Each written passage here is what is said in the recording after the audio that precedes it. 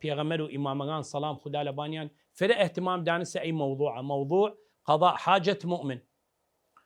هركي اي صفوة بيو بودن خدا خوشي توات خدا رحم لليكد خدا او تبتوات لخدا ددي بي خدا حوائجي انجام دد حوائجي خدري ما دام خوي حوائج عالم خدري ما دام خوي مساعدة عالم كد مجتمعش خوشي توان مجتمعش قشتي خوش اي انسان توان كلارو بردوام هالا خدمة عالم هالا قضاء حوائج عالم كار عالم انجام داد مساعدة عالم كدن انسانية محبوب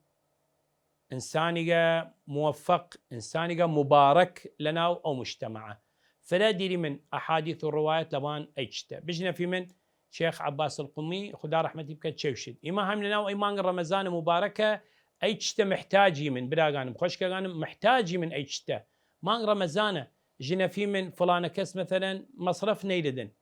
جينا في من فلان كاس مثلا كلبل نيلن فلان كاس مثلا نان نيلن فلان كاس مثلا يكارك ديرن تمام وإما تويني من او كاريانا بخيم نري وانجامي بيه من رايان وتويني من مساعدين بكيمن فبلا دو بكيمن مساعدين بكيمن تا يكي تر نور دي السمانو اجر الثواب بو درا خوي